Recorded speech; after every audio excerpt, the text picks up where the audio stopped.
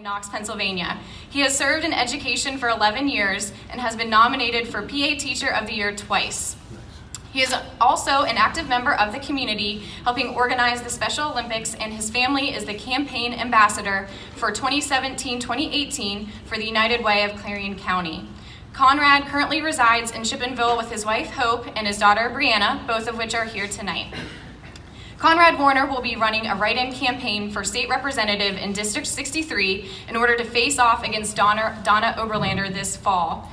As someone that has been working with Conrad on his campaign, I can tell you that he is going to be an incredible force for positive change, and I'm honored to introduce him tonight. Please join me in welcoming our candidate for PA Representative, Conrad Warner.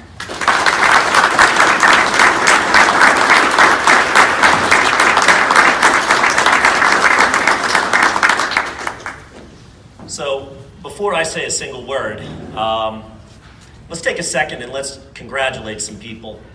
Clarion County's Special Olympics basketball team, under the coaching of one Hope Warner, took the gold medal today down at Carnegie Mellon University. How about a shout out to Clarion County Special Olympics? You know, I've never gotten to do this before. This is kind of neat. And I wrote a bunch of stuff down and forget it. I'm standing here and I'm looking out at everybody. And I'm thinking about my home. I'm thinking about Clarion County. I'm thinking about rural western Pennsylvania, a place that is so special to each and every one of us. And I don't care about partisan politics. I don't care if you're a Republican or a Democrat. This is our home, and it's something we need to fight for. So I want to talk to you a little bit about our home, how I came here, and why it matters so darn much to me. So I was not born in Clarion County, Pennsylvania. I was born in Carlisle, and I came here at 18 years old. I came to Clarion University for two reasons.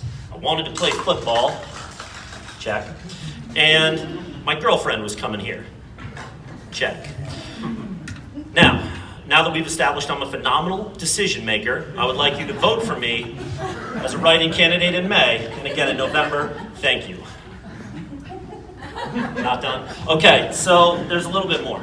So I came here, it was 2 weeks into my freshman year, and my girlfriend at the time, Erin Knapp,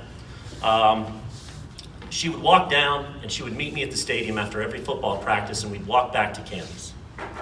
And one day she walked in and she was pale white. And we started to walk and talk, and she told me she was pregnant. We're 18 years old, we're freshmen in college, we're 2 weeks into our first year. And I looked at her and I lied to her. I said, honey, I'm so confident. We're gonna do this. We're gonna do a great job. We can handle this. And I understood that we were kind of scared and we were young. And 2 weeks before the end of my freshman year, April 21st, my beautiful daughter Brianna was born. Brianna, will you stand up and come here?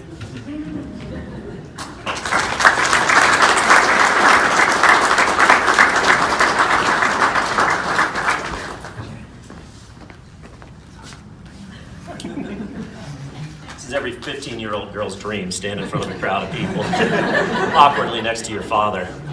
So we came up here and we started as a family in Clarion County. And it was when we were 21 years old. Erin and I got married in July. And we came back to school. And while we were here, we were sitting, and it was in mid-December, and we were watching an episode of Lost. And she had her foot sitting up on my lap, and I had my hand sitting on her shin. And when I took my hand off, there was an imprint of my hand left in her shin. And we didn't understand what the problem was. And we knew it was bad. We thought maybe an allergy, something. She went to Clarion Hospital. They thought it was dietary. So we went there. They thought it was all right the next day. We'd gotten a babysitter for Bree overnight. And the next day, they actually realized it was something much worse. And she was taken to Allegheny General Hospital in Pittsburgh, and she was diagnosed with adrenal cortical carcinoma. And she passed away in January, 2 weeks after. And we were distraught. Bree was 2, and we went to Carlisle. And we went and we stayed with my parents. My dad is a self-employed contractor, and I worked construction with him a little bit, and I tried to stay home there, but I realized something. I was empty. It wasn't working. And the reason was Carlisle was not my home. Carlisle was not where I needed to be. That was not where Brianna and I lived. And so we got in the car and we came back to Clarion, Pennsylvania. We came back to Western PA because this was our home and this was where we needed to be. And so we came back and I re-enrolled in school. And things were pretty empty. And there's something about Western Pennsylvania. See, we've pointed out there's a lot of issues right now. I don't think that we've been represented statewide. I don't think we've been taken care of the way that we ought to be. And we're going to fight for that because in Western Pennsylvania, problems don't continue to exist. We fight and we fix them and we change them because we have community. We have unity in a way that no one else has it. And so I went to a class and I was sitting in the class and the professor said to me, "Are you going to the tavern on Thursday?" I said, "No, I didn't really drink. I was 21 years old. I didn't understand why." She said, "You need to go." So I went to the tavern.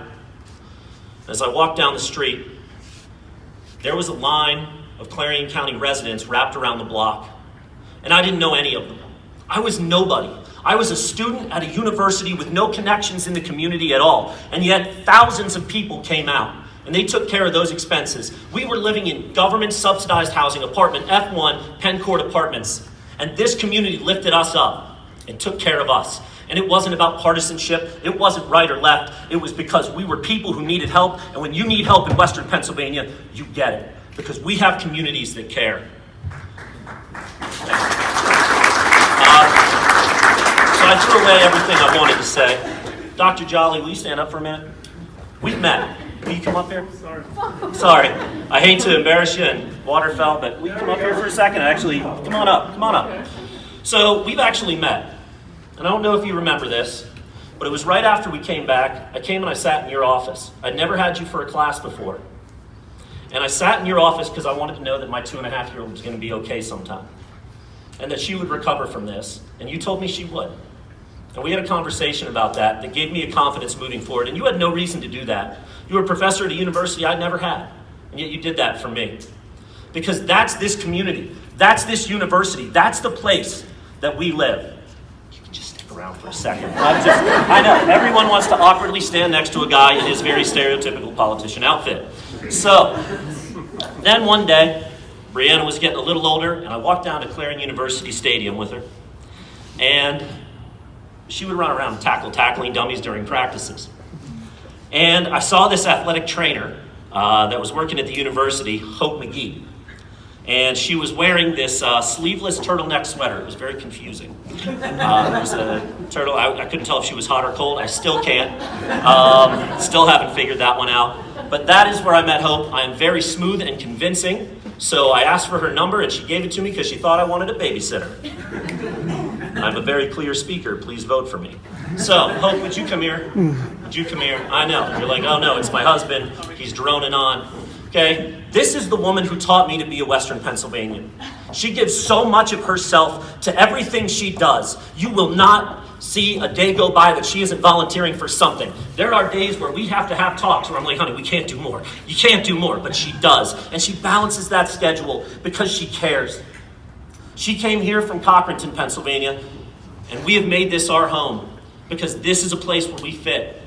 And she has made us fit because she cares. So thank you, dear. Thank you for that. So, then I stumbled into Keystone High School in Knox, Pennsylvania. Been working there for 11 years. One of the greatest blessings of my life was the opportunity to be an educator. And I met young people like the man that is managing my campaign, Caleb Gilliland. Come here, Caleb. Come on over here, Caleb. Okay, we're going to get the whole room up here. Come here. So, sir. Caleb's 21 years old. When we talked about people who could manage a campaign and who had experience, they said, well, you got to talk to Caleb Gilliland. Have you met him? I said, I taught him in 11th grade. Caleb's journey from when he walked into that classroom in 11th grade to the man that stands next to me now, that I am so proud to be working with, is the reason we have public education. It's the reason we have schools. It's the opportunity we grant as a nation, as a state that makes us great since the time of Thomas Jefferson. And we need to fight for it. And this is an example of why. So thank you, Caleb. So I got one last guy and one last person I want to talk about. Hey, it's going to keep coming, all right? I want to talk about Jim McConnell, all right? Come on up, Dr. McConnell.